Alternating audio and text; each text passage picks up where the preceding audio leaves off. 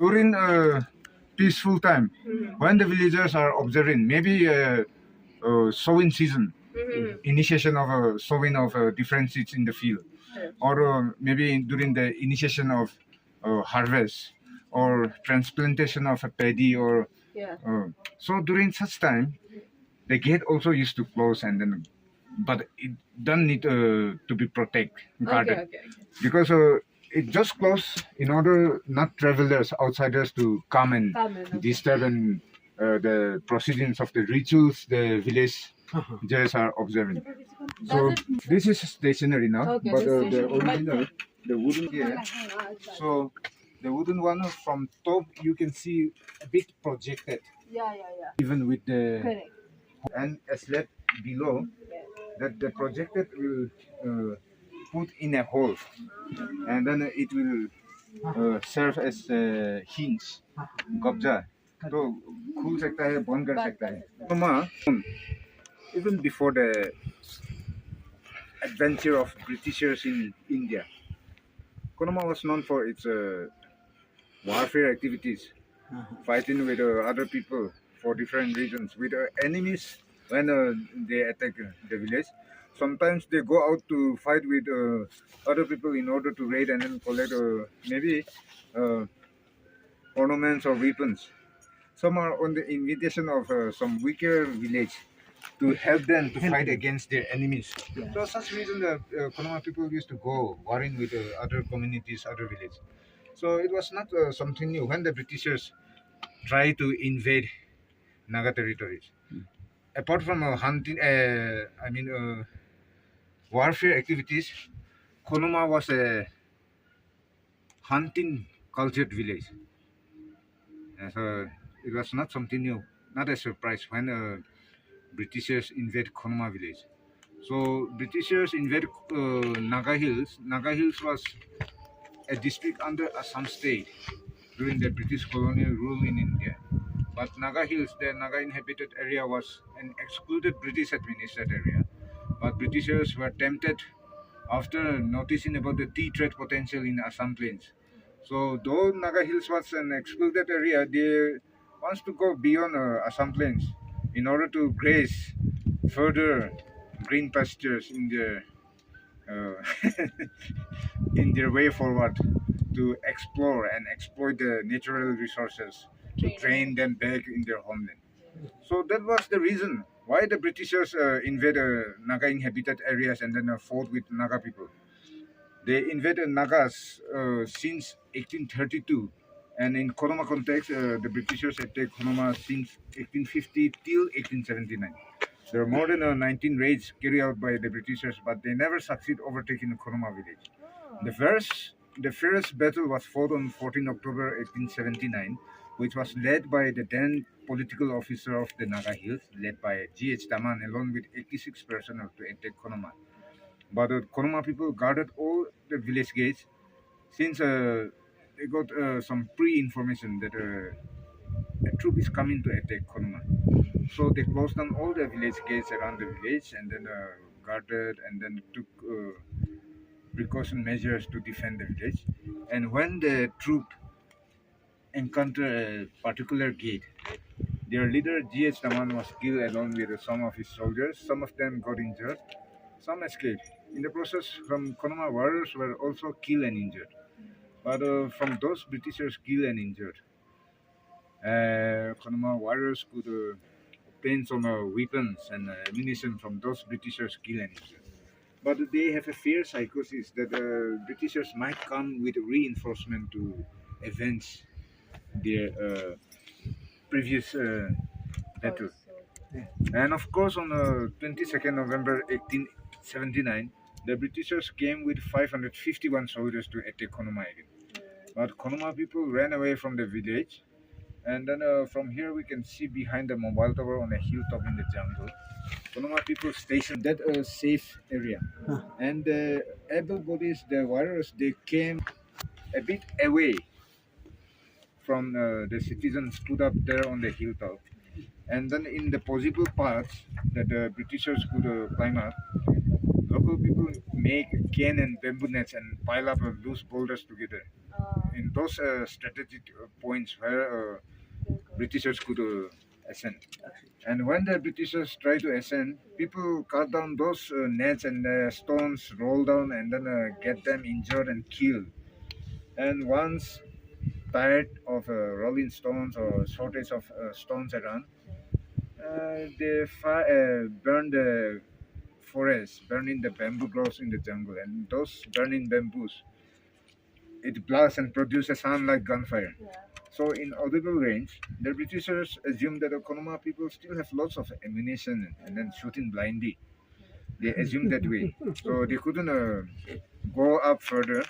So they retreat and then went to the immediate neighboring village of Khonoma called Mesoma on that hilltop village.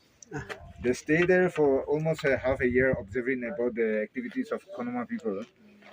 And then since they couldn't come directly to attack Khonoma again, they finally sent some messengers to invite some delegates from Khonoma to go there to have an oral peace negotiation with British government.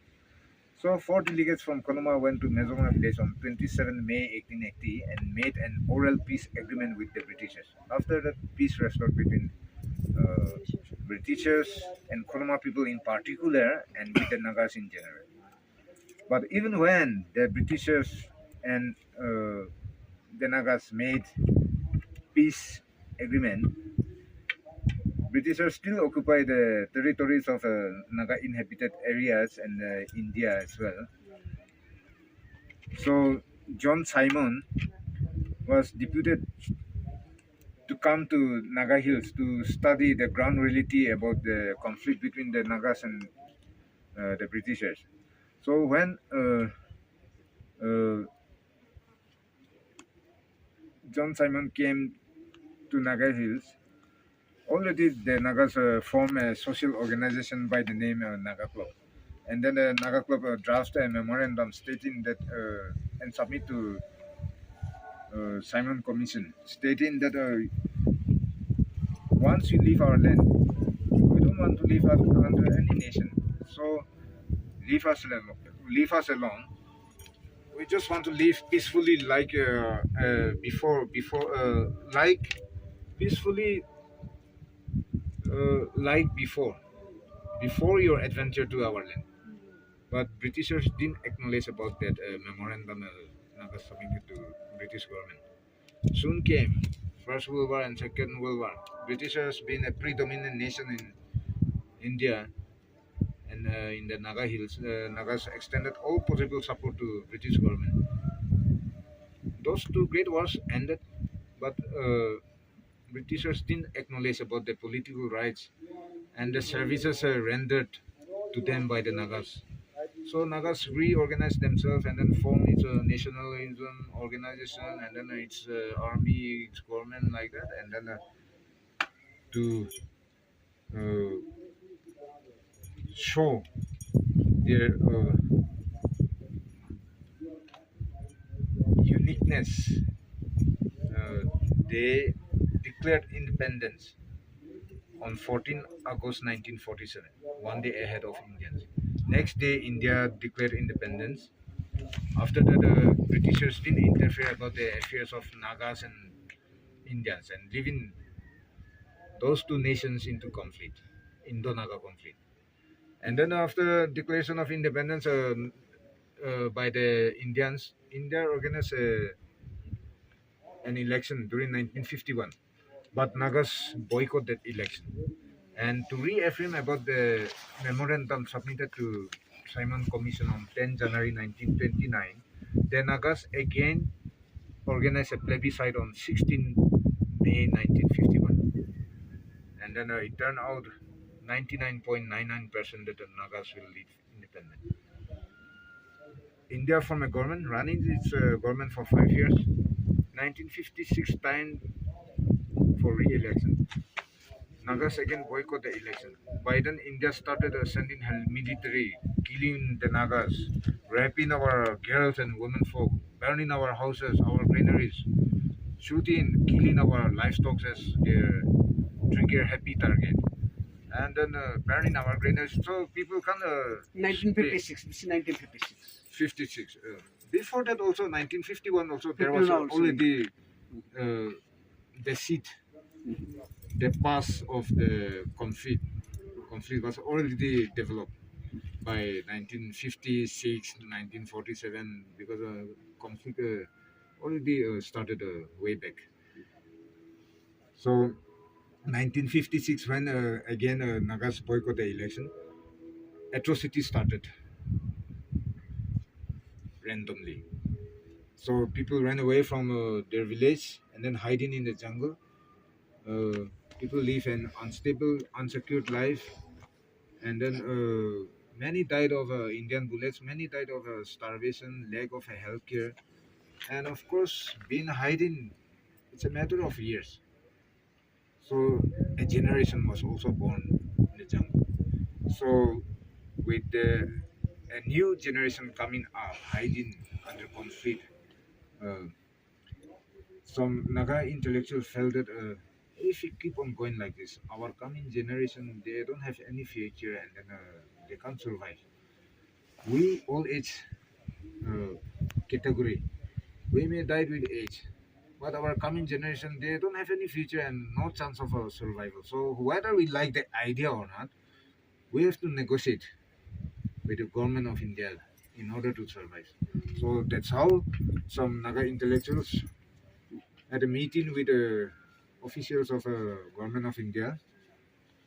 So out of that sitting, they frame out some points of agreement, most of which points of agreement were suppressed about the uh, rights and liberty of Naga people. But it was signed, and then Nagaland was inaugurated as the 16th state of Indian Union on 1st December 1963. After that, the peace slightly 1st restored December 1960. as the 16th state of Indian Union. 16. After that, less war between Indians, and then no war between Britishers, and then in between the advent of Christianity in the society, Naga society, and even in khonoma also. So with the advent of Christianity, also people became more human, more civilized, and then less mindset of a worry attitude and hostility mindset. So when there is no more war, what is the use of keeping a weapon at home? Maybe a gun, maybe a spear or bow or whatever item. So men, especially menfolk, they get all of the weapons and go to jungle killing wild animals and birds, snaring, trapping, whatever skill they have. Even women folk also goes to jungle exploring the flora and fauna, whatever is sellable in urban areas, especially in urban areas, like edible vegetables, edible fruits, freely available in the jungle. Even the topsoil, the fertile soil, also high demand in urban areas for floriculturists and then even for kitchen garden. That high demand, even the soil also. So such activities were going on randomly. For a hunter, uh, the more a hunter kill and get animals and birds, it's a matter of pride. Oh, especially girls of your age might be crazy about such hunters that I am such an expert hunter. If I marry her, I'll never eat veggies. Let's become non-veg. And then I'll experience and then enjoy different species of food items available from the natural resources. Uh, just kidding, but very logistic also. So that's how people randomly destroying, exploring, exploiting the natural resources. So some intellectuals, common intellectuals, felt that if we keep on randomly destroying our resources like this, very soon our natural resources, our flora and fauna, some of them may become extinct and endangered species, and then our coming generation they may not have even see and then experience about the such a species.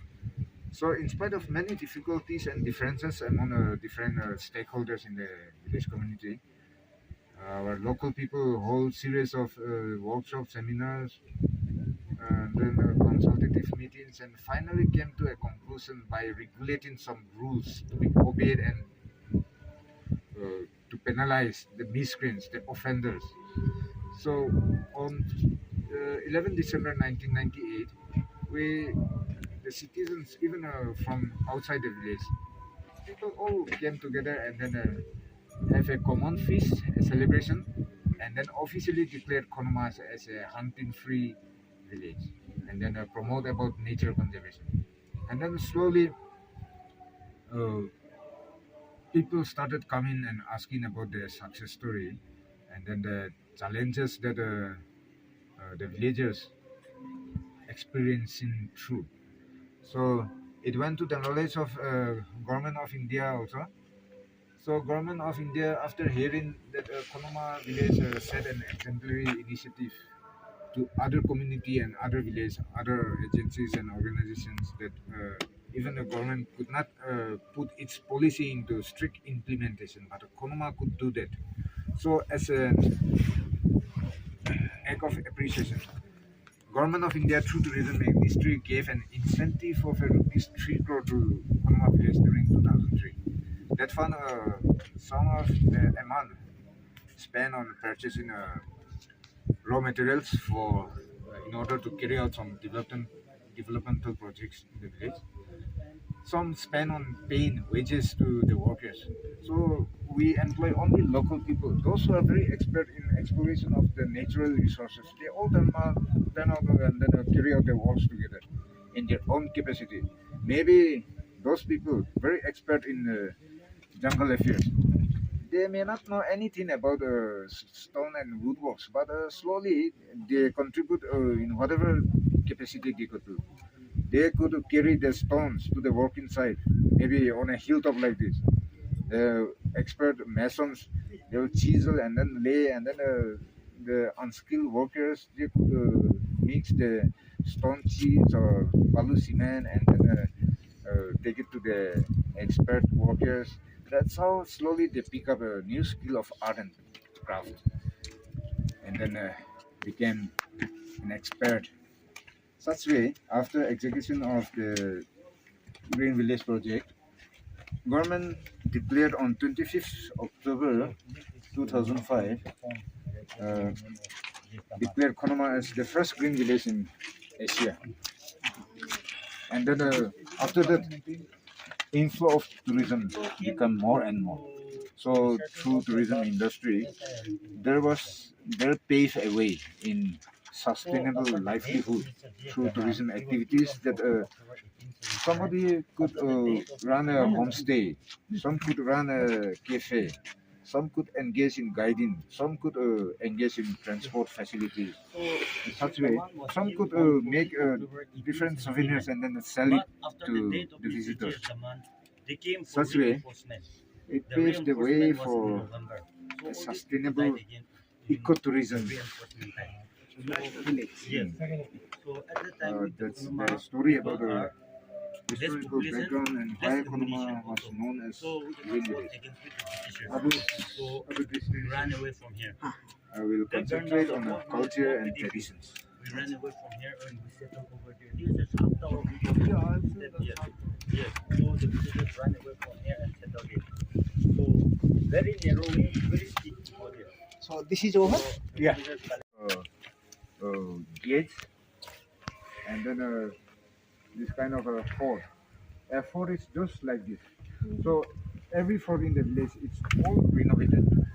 So why it is renovated? Why it is modernized now with time and the material availability of the material? In olden times, just a house structure, but the main is not for a cozy house. It is just meant for giving protection to the citizens, the children, the women folk, and the old age men folk, those who cannot go to battlefield or to defend the village. But instead of let such citizens remain in their household, because it's a hard task to cover the whole inhabited area. But it's easier when people turn up and then assemble in one place, like in a fort like this. So some able-bodied will give them protection, others will defend the entry points of the village, and then those who are vigilant here, giving protection to the citizens. A fort should stand on a strategic point where one can have a good view of the surroundings. So while protecting them, people will keep on observing about their surroundings. And whenever the people over here notice about enemies approaching from any direction, they will shout and pass the message to the next fort. Or the message may come from another fort, because every location of the fort, they have different views. So message would come through shouting by passing the message. If you want to go and have a panoramic view, you can go and see. And I will put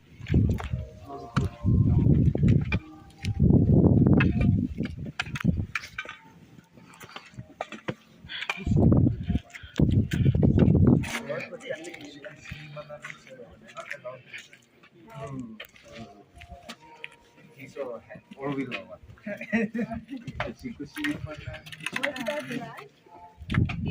बहुत सुंदर है. अच्छा लगा है ना? Yeah, people are very nice. People are like very sweet and nice, and they explain you really nicely, and it's really peaceful here. That's the best part. हमको तो बहुत अच्छा लगा क्योंकि पहली बार हम नागालैंड आ रहा है और कोहिमा के ड्रीम था, होने पहले प्लान किया था मगर आया नहीं पाया. अभी आकर ये जो नागालैंड का हिस्ट्री का बारे में बहुत कुछ पता चला कि नागालैंड कब ये हुआ था, पैदा हुआ था, कब स्टार्ट हुआ था. और उसका बारे में उसका जो हिस्ट्री है कि warfare etcetera, now how they become very peaceful with education, economical development, all these things. They have become very peaceful, and Nagaland is prospering. And I pray Almighty Nagaland should prosper more and more. Yeah. Thank you.